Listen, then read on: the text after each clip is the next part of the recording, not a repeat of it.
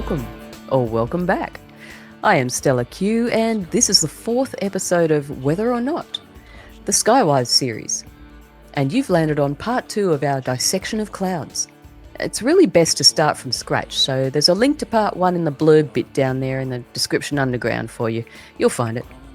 Rather than the meteorological forensics, more technical type of episode where we tear apart a major weather event like performing a heavenly autopsy in a bid to exhume the truth, our Skywise series is the very opposite end of that spectrum. There's something here for everyone. It's a geek's paradise. This is where we're tackling the skies from the ground up, starting with diving right into the guts of clouds.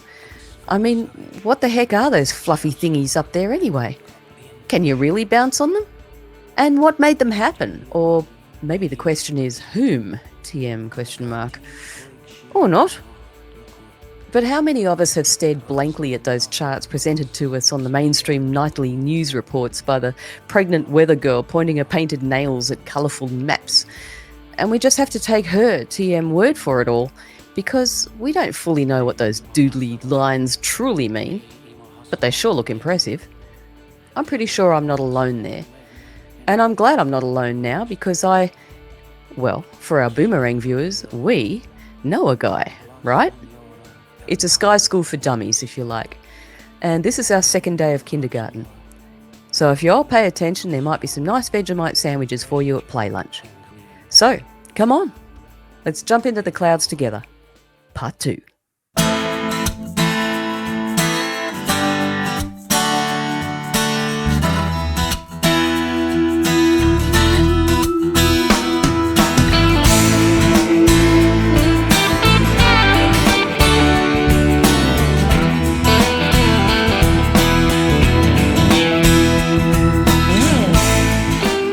What have you got for us? Okay, Stella, we'll call this one the nuts and bolts of clouds. So we're going to get into nice satellite pictures. This is a beautiful one that I really rely on. And I'll go over the different satellite views with you.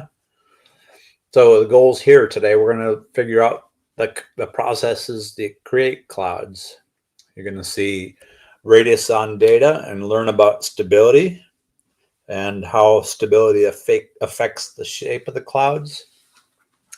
And we're going to go into some of the products that you get to use to assess clouds and view them. So, cloud formation. Clouds form when temperature equals dew point, with a caveat to that. Clouds condense into liquid from air that becomes saturated with water vapor. It can't hold more water vapor, so it goes from vapor into a liquid form, and that forms a cloud. If the cloud is touching the surface, you call it fog. Surface of the ground? Yes. Okay. Which is where the moisture is coming from to form the clouds. Yeah, well, the moisture comes from clearly mostly the oceans or big lakes. That becomes the source, and we're going to figure out how that moisture gets way up and distributed through the atmosphere. Alrighty. So we have to get into something called upper air, and there is a instrument called a radiosonde, sometimes called ray wind sonde, if it has winds in that, if that has the ability to do winds, which means it has a GPS. So we experience the weather at the ground level, but it depends on what happens way up there. And way up there meaning in the upper parts of the atmosphere. So upper air refers to the atmosphere above 5,000 feet. It's from the upper air that we get rains and drought, wind and calm, heat and cold at the Earth's surface. All right. And 5,000 feet is 1,500 meters, 1.5 Correct. kilometers. And for there's us metric heads. Yes. Here's the device. He's holding it in his hand right there. That's called a radiosonde. It's attached to a long string, and there's the balloon. That's a helium-filled or hydrogen-filled balloon about 6 feet in diameter. And then there's a little parachute about 15 feet down, and that's for when it pops. So what happens is This guy releases the balloon.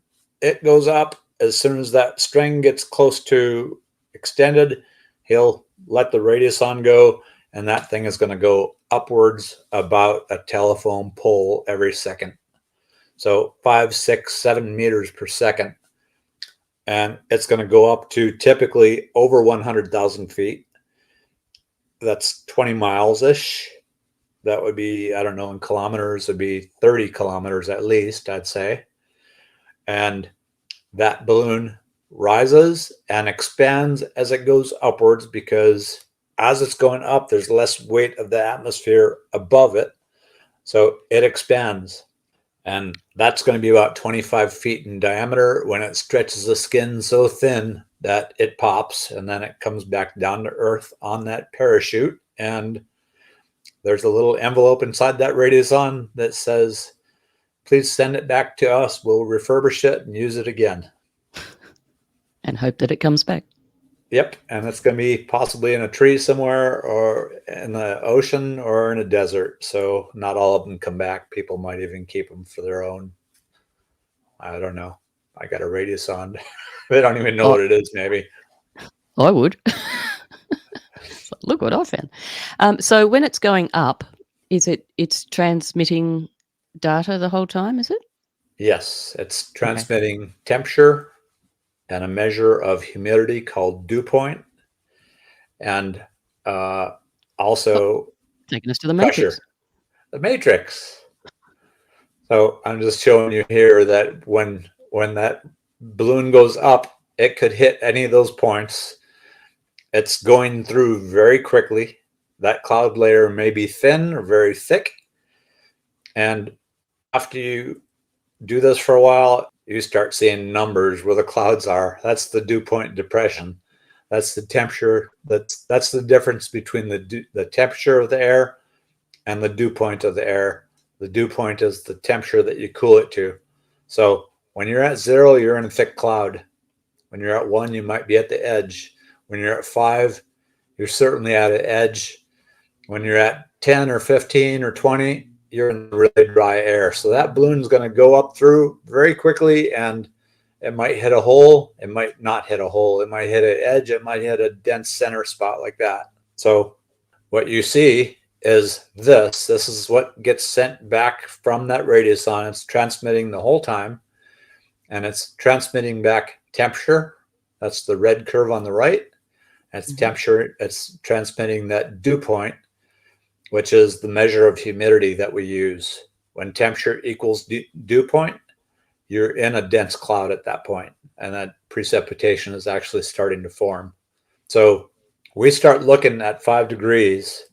When you get that data back, if that temperature is 5 or less, you're in a cloud forming zone. And the closer to 0, the more thick that cloud will be. So there's a couple of features to point out on this right here. This is the tropopause, and that's the top of the troposphere, bottom of the stratosphere, where the temperature starts to warm. That is an inversion. An inversion is a place that goes, instead of cooling, it warms up. There's 4 in this particular, we call this a sounding, a Radiosonde sounding. Ah, okay. So as that Radiosonde rises right here, you could see right there, it's gotten really close together to the dew point. And the same thing down below. They're very close. Those are your cloud zones. You got a potential cloud zone right here as well. Okay. And a thick cloud zone way up there in the cirrus layer. Can I just test myself a little bit here? Yes. See the bit where the dew point and the temperature is far apart? Just yes. To the Here? left of it. Yeah. Would that be ideally where a plane would up a little bit? Up a little bit. Yeah, there. Yep. Would that be where you'd send a plane to fly? Well, that has a millibar level right there. You can't see these numbers very well right here, but that's 400 millibars.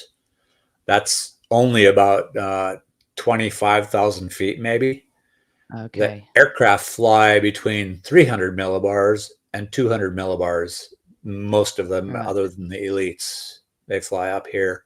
up Near lithosphere. near above 200, above the tropopause. They don't Mhm. like being in the weather where it's bumpy. So they Poor fly. little darlings. Their They fly on champagne would the get all spilled all over their laps. they fly in the stratosphere where it's really calm and stable. Mhm. Inversions are important, and we'll talk about inversions quite a bit today. Okay.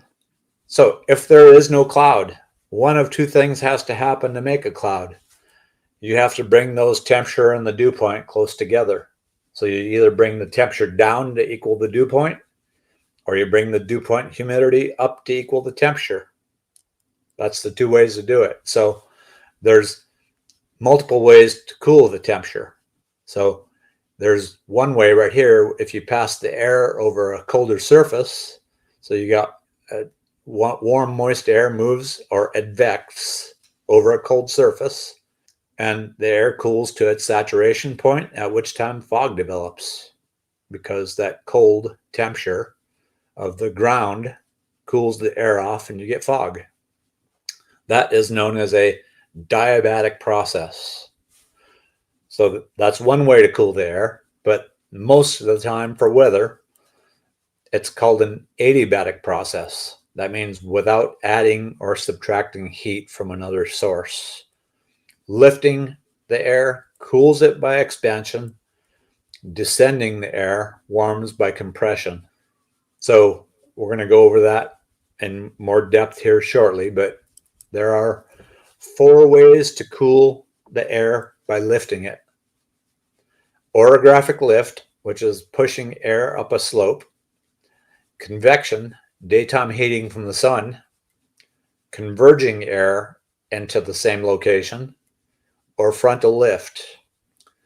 So I'm going to give a big credit to the YouTube channel Viking Geo.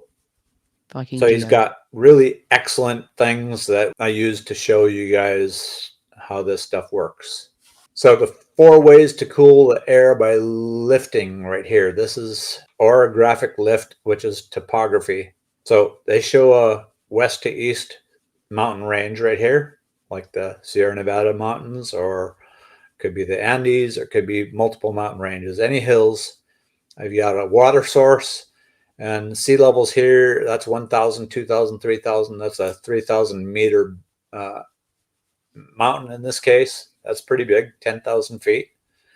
So what happens is the starting temperature is this, and as you lift it, it cools at a certain rate.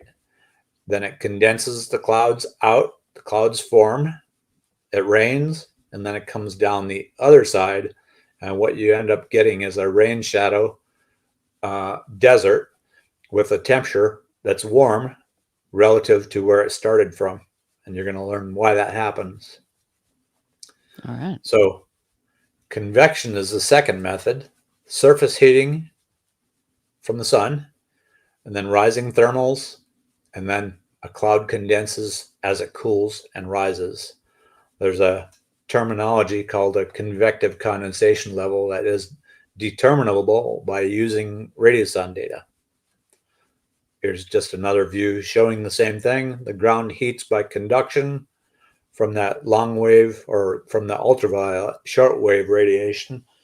And then you have long wave radiation where that air heats the air in contact with that hot ground, and you get the rising air, and it cools and forms a cloud. Third method is called convergence, and that's shown right here in the upper right, where you have converging winds on a particular location, and that happens along a frontal surface. This is a radar picture showing these black lines where it's actually the winds are converging on that spot, and the air has no place to go but up. Mm-hmm. It can't go down into the ground, so they converge and they rise. And here's another depiction of that, which is a low pressure center with a cold front coming to the south. There's a counterclockwise spin to that in the northern hemisphere, opposite in the southern hemisphere. And all these winds are coming into the same spot, and that air has to only go up. And going up is rising air, so it cools and causes precipitation. Okay. Can I ask at this point, Yep. on that last slide, just before we go on? Yep. A fairly obvious question, I suppose. Is this sort of how tornadoes form? Like this going around and around? Like what makes a tornado as opposed to just making the air go up? Yeah, with tornadoes, you have to have the instability in the air. First of all, thunderstorms in the area. It's really unstable situation, which we're going to go over stability here shortly. Okay. But it's just a minor, small piece compared to that low pressure center, which is the size of, that low is the size of Washington State and Oregon State together. The center of that low, where that circulation is happening right there. Tornadoes on a micro scale, you wouldn't be able to pick it out of a satellite unless you had, Doppler radar can do that. Okay. I think that's one of the reasons that they came up with that. But yeah, you have to have the unstable air and a method to induce spin, which is wind shear, which is kind of beyond the scope of this class right here. All right. Thank you. So the fourth type of lift is frontal. So you have, everybody's heard of warm fronts and cold fronts. Probably not many people have heard of a occluded front. I'm kind of not going to really cover the occluded fronts, but this place on the left, it shows cold air coming in, the blue, and it is denser than the warm air ahead of it.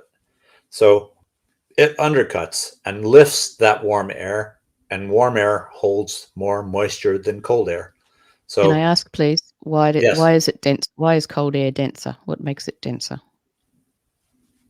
That's one of those things you just say cold air is dense. Just because.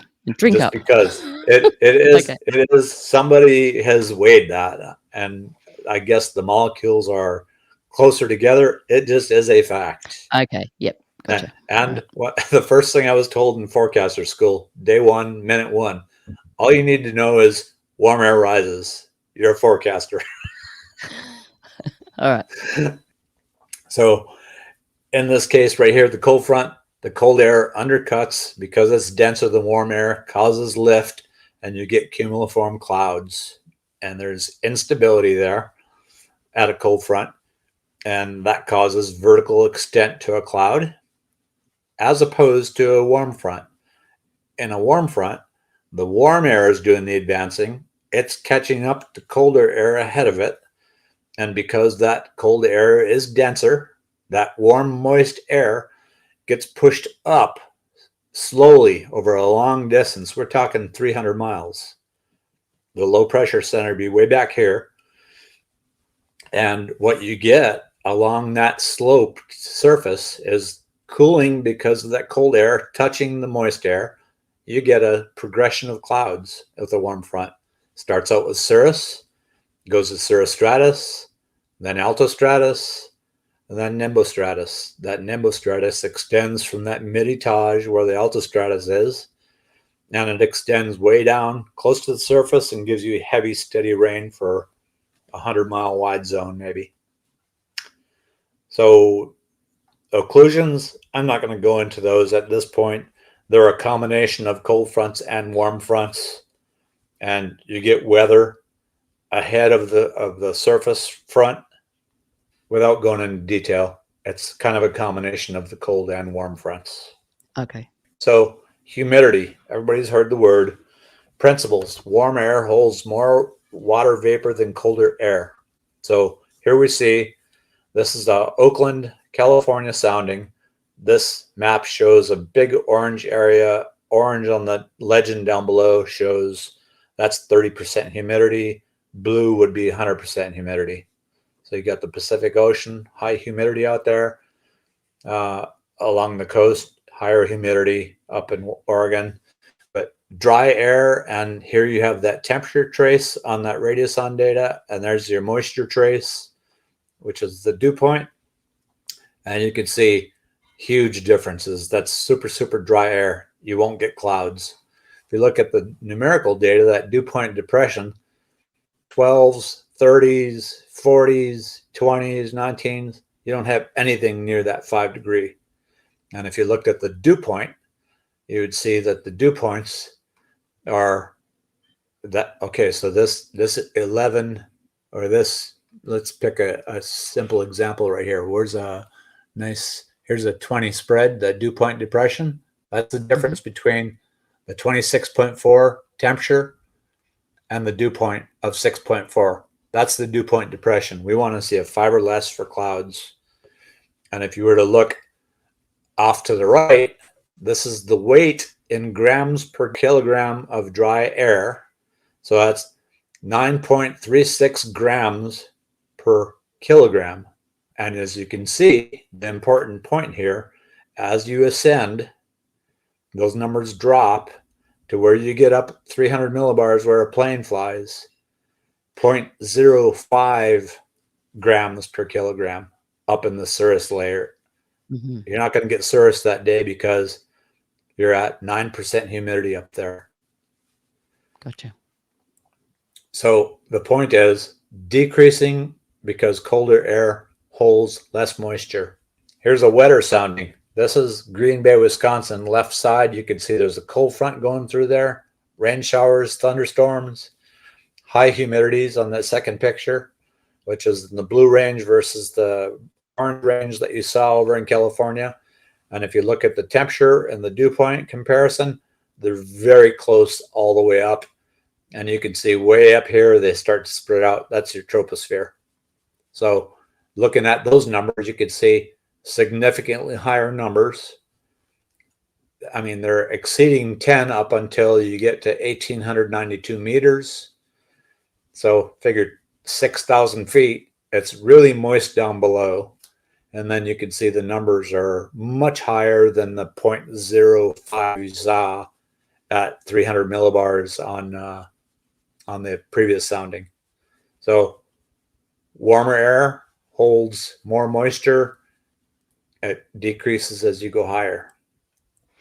So I've noticed a lot of these are set in the metric system. So it's primarily all metric language, is it? Because I do see, there's sometimes you're talking about feet, and then sometimes you're talking about meters. So is it the case that all meteorologists and pilots, etc., have to have a really good conversion in their head, like be really good at that, or is that even a factor? It's the United States that is the only one that holds the line on that. I think maybe Britain. I'm not sure. Oh, and Myanmar. And Myanmar, yeah, okay. Yes. So it's like go metric. I don't get it. Why There's another one too. I think it's Bolivia or someone like that. But yeah, I have to convert Fahrenheit to Celsius all the time because the Radiosonde data is in metric. Why don't we all just go the same thing? I'm not sure. So it's a global language is basically, that's why you're using the metric. Yes. Okay. Everybody catch up. So absolute humidity is the thing we're talking about here. So max water vapor at 30 degrees Celsius, you could hold 30 grams per cubic meter of air. That's slightly different than per kilogram, but for some reason they use that in this case. But 0 degrees Celsius, 5 grams per cubic meter. If it was full of water vapor, it's called saturated and condensation occurs. So the takeaways are warmer air equals more water vapor it can hold. Colder air takes less water vapor to become saturated. Okay. Okay. That's absolute humidity. Relative humidity is based on a percentage. When parcel gets to 100% relative humidity, it becomes saturated, condenses. So a parcel air needs to get to 100% relative humidity, become saturated, and condense to form clouds. That is not entirely true, but that is the theoretical way to talk about it. You can get condensation before 100%, especially with high clouds where it's really cold. But so here we go into now the word adiabatic cooling and heating. It's without heat added or removed. Forced lifting of air due to the removal of the air column above or addition of the air column by forced sinking, the air parcel will either expand or compress. So we have to talk about something called lapse rates. That's the rate at which the air cools and heats due to lifting or sinking.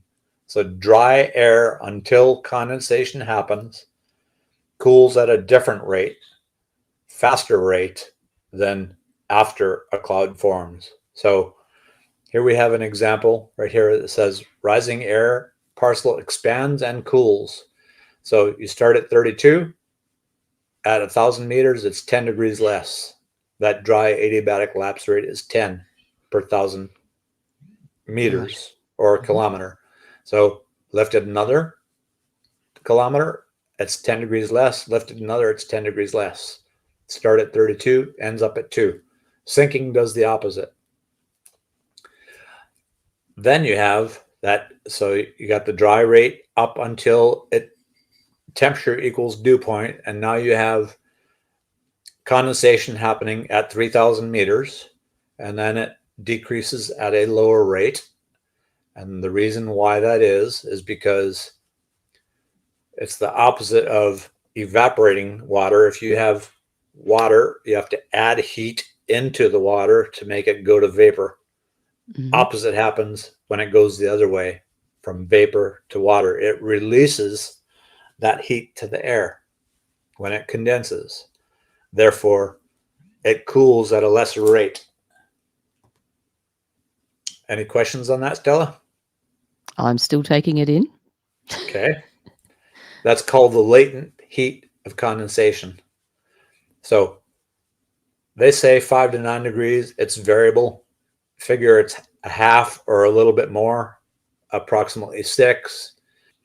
The rate cools at a lesser rate because when it goes from vapor to water, it releases that latent heat of condensation. Okay. So here is a picture of, there's 3 lapse rates we're going to talk about. Altitude increase, usually the temperature drops. There are 3 lapse rate. This is called the environmental lapse rate. When we look at the picture of the SCUT or the Radiosonde data, that's the environmental lapse rate. That's actual. So we're going to be talking about, well, let me say the number for that is around 6.5 per 1,000 meters. That's the overall average lapse rate of the atmosphere. 2 other lapse rates are the dry adiabatic lapse rate, which I said is 10. And then once you hit the dew point, it changes to the moist adiabatic lapse rate. So in this case, again, you have 27 going to 17 until condensation, and then it drops off at that lesser rate. Yep. And again, the reason why is because condensation releases latent heat into the atmosphere, warming it. In other words, cooling at a lesser rate. Is that pretty clear? Okay. Yeah, I'm just thinking about things like, well, underwater volcanoes, etc., how that would have a huge effect on all this sort of thing. That would take We'll get some into thinking. that at some time. Okay, so here's why this is important. This is a term called absolute stability. Is the lifted air that you lifted by one of those 4 methods, is it colder or warmer than the surrounding air? So let's just say you have a hill, and that hill is 100 yards wide, and the wind blows up it, and it's got moisture from a water source somewhere down the road, somewhere upstream, and it pushes that air up, and that air cools, and it's surrounded by all this non-lifted air. So is it warmer or colder when you lift it? So in this case, let's compare.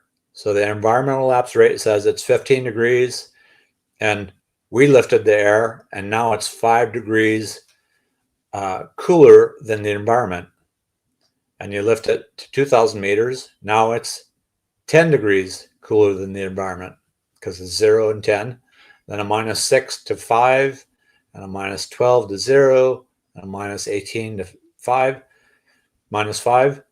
Every single case, it's colder than the environment. So this lifted air is denser. If you remove the force, the lifting force now, what's it going to do? It's going to sink. And the reason why is denser than the surrounding air.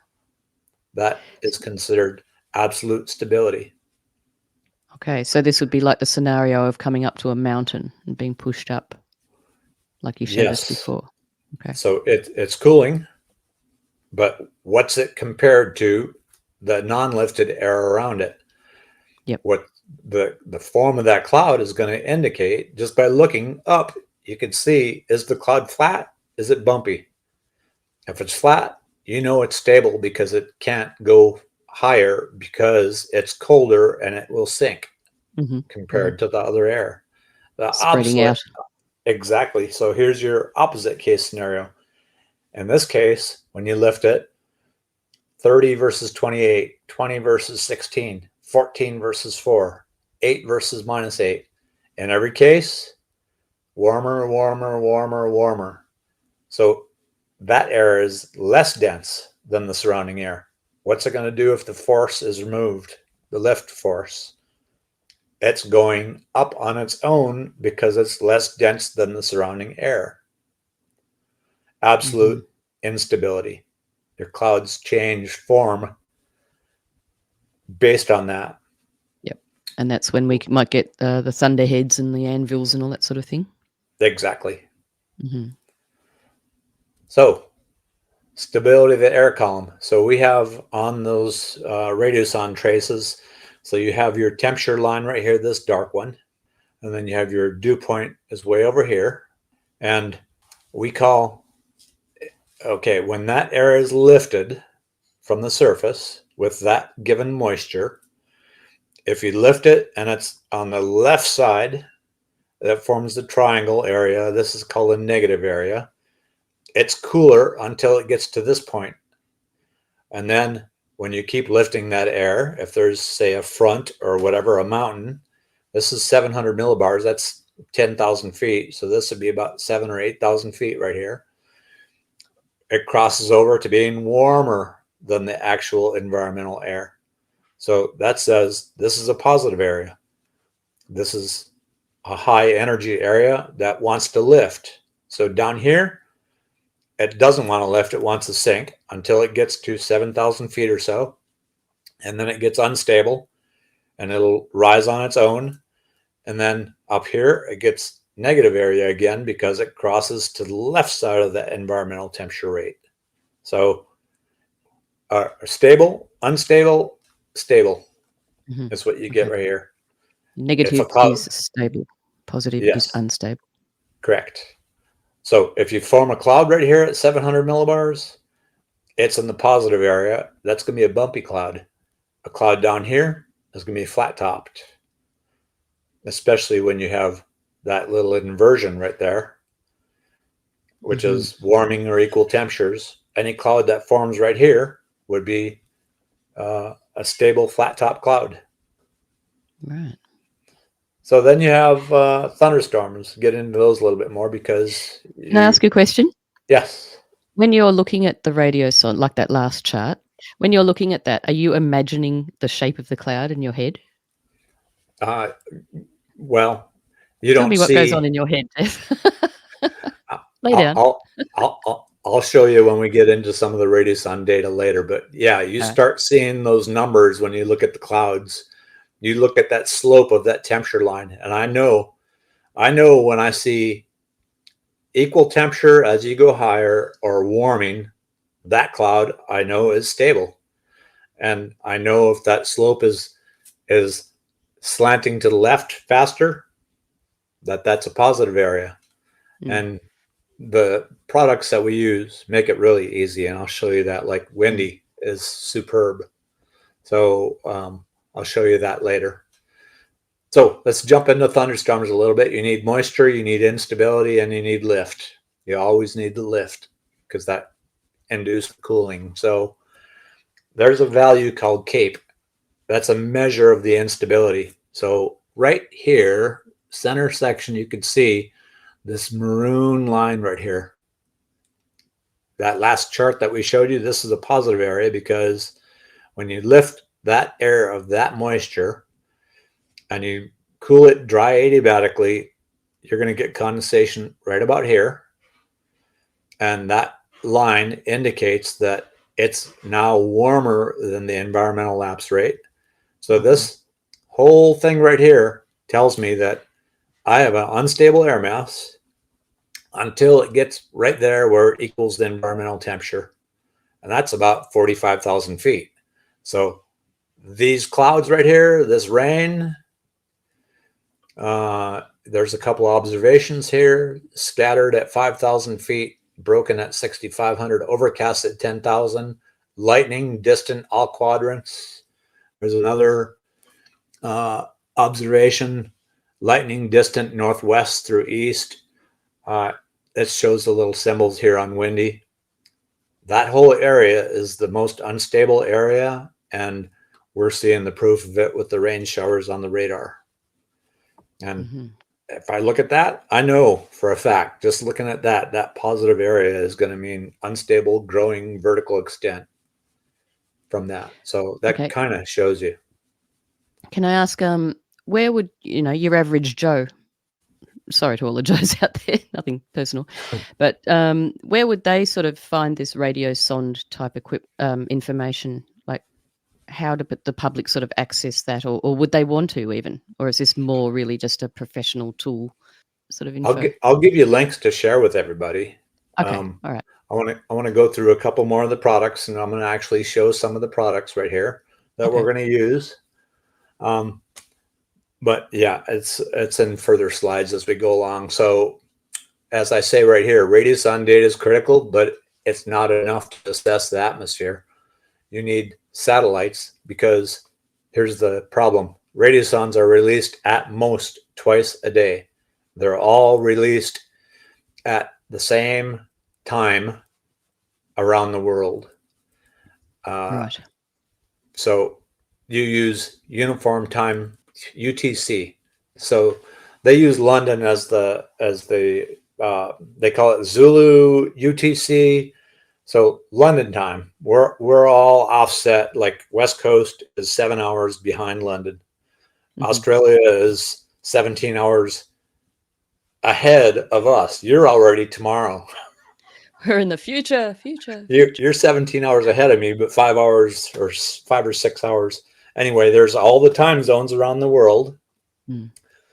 All of them are released at the same time so that they can make their weather maps, and that's the input for the weather models to do the calculating of what the weather is going to be. So between those soundings, you're relying on satellite to help you figure out what's happening as a forecaster. Because, like if you were up here in say Ireland or somewhere like that, there's a front coming in. Oh, that's not Ireland. Ireland's out over here underneath that front. You got another system out there. You got another spiral down here, down by Spain or Portugal. You're using these things together. And Radiosonde data can be obtained for when you use the Windy app. Every one of those dots is a Radiosonde site. And there are other sites that you can go to, continents, all the continents, and each of those stations is a Radiosonde site. So we have a whole bunch of places to do it, to get access to this stuff. But satellites are super, super important. This shows two different views. This left view is based on cloud top temperatures. So what we find here is that white zone is about minus 40 degrees. And you can see right here is a low pressure center out here south of the Aleutian Islands. And the clouds are minus 40 degrees in this zone. And if you look really carefully, you can see little white lines right there. Those are aircraft penetrating that layer. And if you look at this other view, which is called the split window difference grayscale, it's designed for looking for contrails. Oh, okay. And it becomes really super, super clear. You can see the cirrostratus there. And the way you know it's cirrostratus is because the temperature, which is shown on the other chart, minus 40s, and then you get minus 50 at the blue, minus 60 if you get to green. So these blues are minus 50s cloud top temperatures as measured by an infrared sensor. So when you marry these two together, I can go to this view first and know where the contrails are going to be by looking for the whites. And then you go over here to this special one, which is for contrails, and you verify it.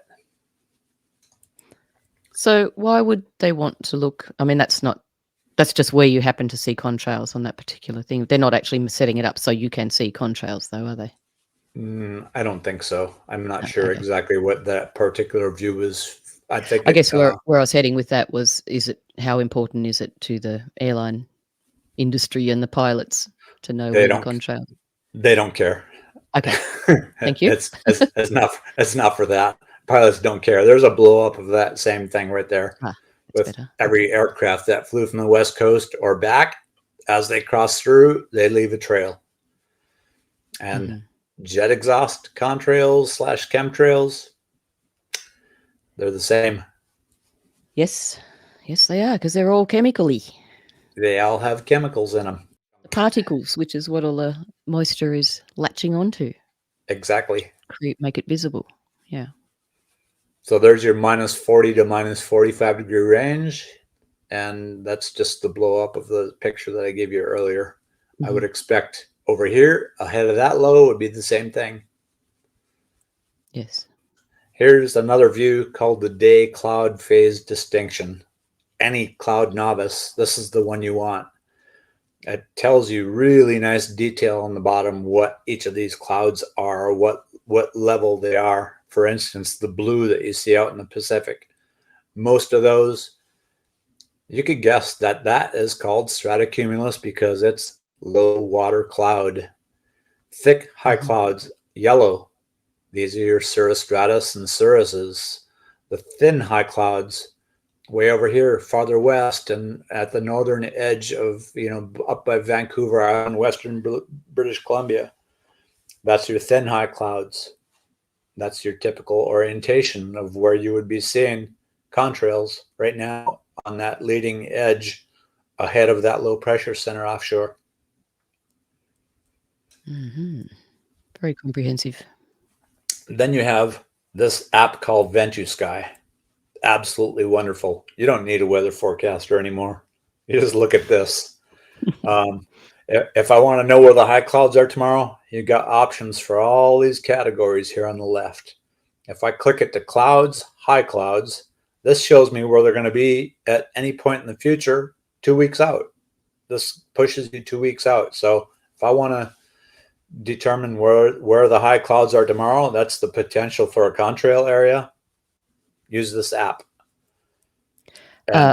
We have no affiliation with Ventusky, but shout out to Ventusky, because you can actually, this is the free version. You can see a whole lot without actually having to depart with any hard-earned dollars.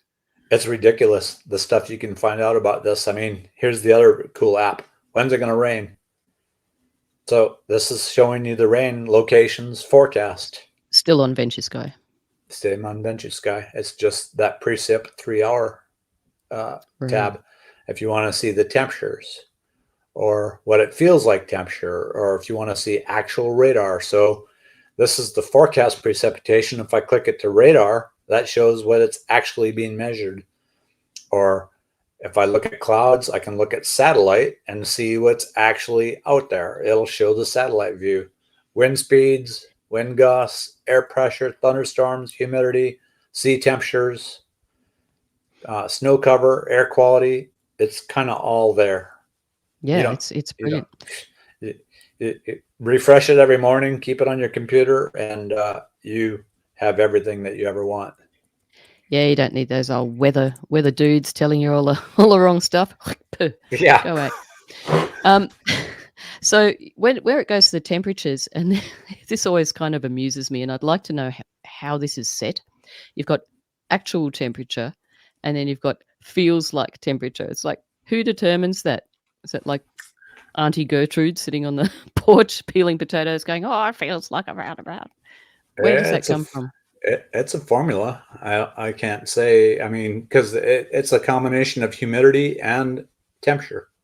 So, okay, what have we got here, Jeff? Is this you're going to show us windy?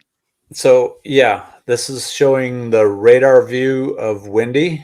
So another weather app, by the way. Yeah, don't know what windy is. Windy is windy.com is a free app.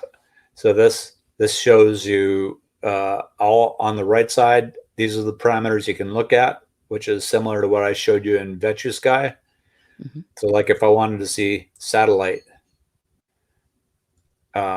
you see 4 continents right here. You can see satellite. You can look at dew points and humidities, areas of rain and thunder. Here's your clouds, where the high clouds are and forecast to be. So that's windy. And if I go down here to radiosondes, just to the left of the, or to the right of that aircraft, There it here's your is. Okay. radiosondes. Now, if I zoom in, I'm going to focus on, let me do Australia here. Yeah, come on over. So here we go. Those are the radiosonde sites in Australia. So here's Sydney. There's Brisbane. So let's find an interesting one. How about right down here, Melbourne? Can we click on that? Is it possible to zoom in a little bit there? Yeah. Oh, there's our radiosonde. Okay. That's what I So was asking about earlier. Yeah. that actually shows you the path of that radiosonde. It went to the east and it landed about there near Bairnsdale. Oh, okay. The actual weather balloon. Yes. Right. So you can see from this that there's a lot of moisture from right here, right there. That's a 5-degree spread at 6,616 feet, 796 micropascals, otherwise known as millibars. Mm-hmm. And I can tell you from this, I'm not going to tell you the mechanics of why, but I can tell you that if you hit 65 degrees today, that green dotted line shows you that your lifted parcel would be much colder than the actual environmental, which means sinking clouds, sinking motion, which means stable clouds, not unstable. Right. Because you have to have continued lift to make it continue to go up. If not, it's going to sink. Just before we get too far away, when you was talking about the Pascal measurement, it's Yes. millipascals, did you say? Micropascals or millibars. Millibars is more commonly. Okay. Did that used to be hectopascals? Was that the same thing? Oh, you know what? I misspoke. Thank you. That's what it is. It's not millipascal. Hectopascals. Right. I hate that word. Who's Hector anyway? He gets all the credit. So look at there's your tropopause. You could see minus 71 degrees, and then it dries out very quickly. Mm-hmm. You could see that blue line goes to the left, and they spread out from each other. That's the height of your troposphere, 35,637 feet, 235 pascals. Winter in Melbourne. It sure is. And how about Sydney? You're going to see a lot much less better moisture. Places to be than winter in Melbourne, believe me. How about Sydney? Let's take a quick look at that. It's an improvement. Sydney, the tropopause is lower. It's 31,000 feet. And you have a good thick moist layer from there to there, from 18,000 up to the tropopause at 30,000. You have moisture there. If one was to look at the sky in that sort of area, we'd find lots of thick cloud, yeah? Cirrus clouds from 500 millibars up to 30,000 feet. So for the jets flying, too dry to have a contrail. You get huge temperature spreads of 30 degrees up there. And like the lower area of the flight stratum for those guys, 85 to 49, 35 degree spread. You won't even see a wisp of a contrail today. That is Fahrenheit too. Correct. Okay. Yep. In reality, geez, I should just thank you for pointing that out. I need to have that converted over to Celsius. I just needed my confusion to be valid. That's all. Oh man. There we go. Stella. That's happened before. It's Okay. good to show the folks that they can do this because it's a global kind of app. I mean, doesn't matter where you are, you can still just set it to your own settings and away you go. It makes a difference, though. It's 1.8 degrees Fahrenheit for every degree of Celsius. So the range changes a lot.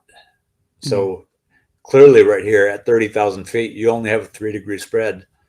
You have clouds there at 30,000 feet at this morning's sounding. Right Right now, now. Yeah, okay. to the left, that's a live picture. Mhm. So, and in reality, that's a live picture. So this Mhm. morning, this was 12, this was Radiosonde measurement from this morning.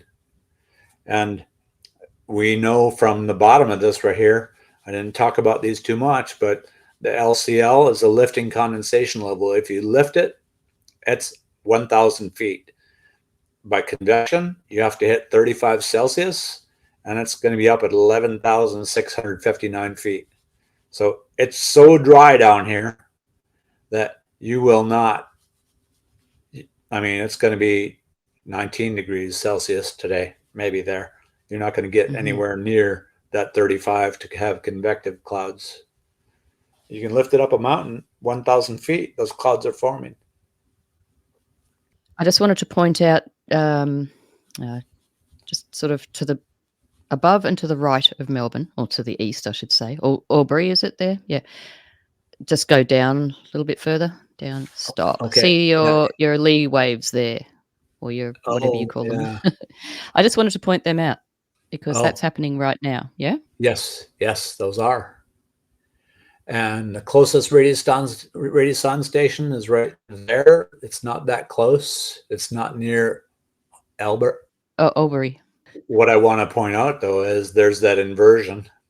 It means that those clouds right there, let me zoom in. If I zoom in, there are lines of clouds. The winds at that point are from the west at 15 knots. So they're coming left to right and hitting that terrain down there. And you're getting lifting up until this layer right here. And that stable layer says you're not going any higher because I'm in inversion and you can't rise into that. Because if you lift, it's going to be colder than the surrounding air and it's going to sink. So those clouds top out. And what happens is the wind blows up over the mountain and then it has to sink and it warms and then it rises and it cools and it forms a line of clouds, sinks, dissipates the cloud, goes back up, rises again. And Forms a therefore you get cloud all those every lines time. or the ripples. Yes. But Not, that inversion is necessary to make it dry out those gaps. right. Okay. Good point Interesting. there, Stella. Nice that you picked that out. I bet we could find them somewhere else too. Let me see if Oh, I have no doubt. let me see Anywhere if where there's mountains, I suppose, really. here's an interesting feature right here. Here's some orographic lift happening. Maybe not. Oh, that's an interesting little thing, isn't it? With a completely blank space there off the coast. Sorry, to the left, down southwest Oh, of your window, yeah. off the coast of Newport. Yeah, see there. Look at that. I mean, Yes. that's No, quite no clouds at all. no. And then a real straight line. So what would the situation be there? So that's the stratus layer, and you probably have, well, you have subsidence, which is warming air. Let's take a look at, let's look at a different view. So we know from this view that those are all low clouds. So, yeah, subsidence dissipates the clouds if it's warming. Over here in the central, like Denver, you could see those are billowy clouds. These are billowy clouds down in Arizona, down in northern Mexico, southern Arizona, New Mexico. Those are puffy clouds. And if we went to a different view, like I just before we do, I'm yeah, just really curious about this big hole here with no clouds all of a sudden. Is that because of, like, I don't know, warmth coming from the cities or something? Would that have a bearing? that's probably California is over 100 miles across. So that's 50 miles out to the ocean. Yeah. Has nothing to do with these cities now. Okay. It's It just would be looks odd. descending air moving possibly offshore. The air might be coming over the land and pushing the stratus out to sea. Oh, okay. All right. I'll buy that. So you don't have a temperature equals dew point anywhere near north of San Francisco all the way up to Washington State. So just for the fun of it, let's take a quick look at the upper level tropospheric with the temperatures. And there's contrails out there in that cloud band. And that's where you'll see them when it's where it's near that white zone. You could see them right there. Oh, yes. See them all in this area. Every aircraft passing through that cloud band is making a contrail. And if we switch over to that grayscale view, we should be able to see them very easily right there. And you can. And up in Northern Oregon, major area of contrails happening. That's a significant area of contrails. And if we looked at the sounding from Salem, let's look at Salem, Oregon. I've got it in Radiosonde mode down below. There's Salem. You could see up here, minus 40 degrees, 35. This is very close to, this is probably the zone that it's in near 30,000 feet. That's the moist area right there. There's something called the Appleman chart, which I'm not going to go into right now, but you use it to help determine if you can make a contrail. It takes a little bit of practice to learn to read these things, but yeah, for those who are interested, it's all there and freely available. And we'll do other classes on this. I'd like to do a Radiosonde class to where we really get into this. Yeah, that'd be good. For the people that are interested. Because again, this is still the free version of Windy too, isn't it? So there's a lot available for free. It's very good. All you need to do is get a little bit of tweaking to make you understand it. And you can see, from this, everywhere it's pinched off less than 5 degrees, those are cloud areas. And there's a dry area right here at 7,600 feet. There's a dry area up here at 20,000. A dry area up here at 35, and then eutropopause and super dry above that in the stratosphere. So that's kind of like just some real life usage of this stuff. Awesome. Yeah, it's fun to play with. I mean, there's many hours get swallowed up with things like this. Easy.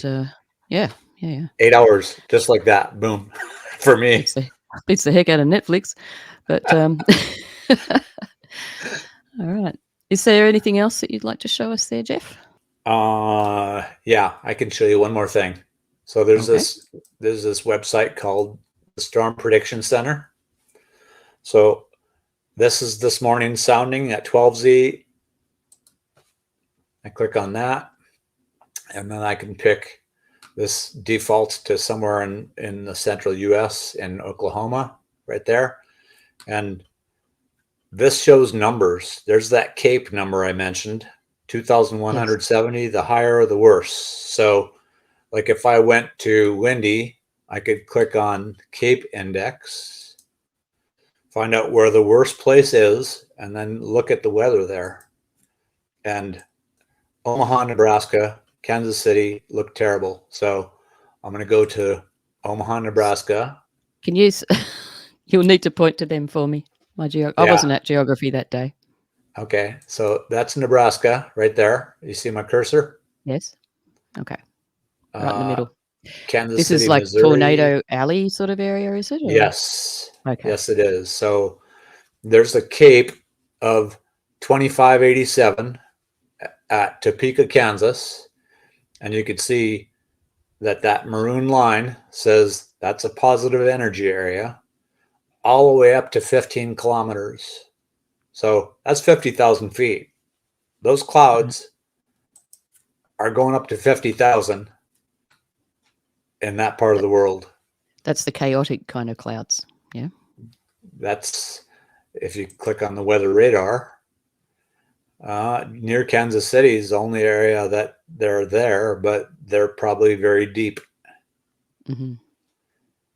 So that's how you can look at it from a perspective of the morning sounding.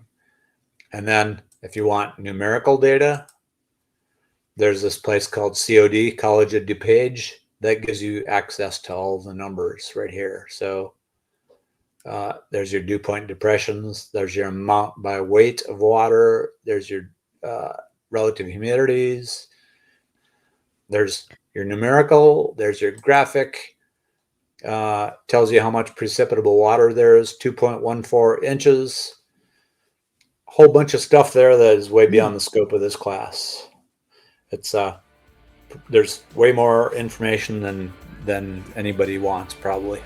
Yeah, well, if you don't need to know, I'm sure we don't. Nope. That's about it, Stella. I don't think I have anything else to share that wouldn't be reiterating it right now. All right. Well, I love the Radiosonde of weather in the morning. It's been really good to learn all about these things, and thanks for explaining the apps. It's hopefully brought a little bit of clarity to the use of them for some people. Certainly it did for me. So thanks, Jeff. You're very welcome. It's been fun. All right. Take care, everyone. We'll see you next time.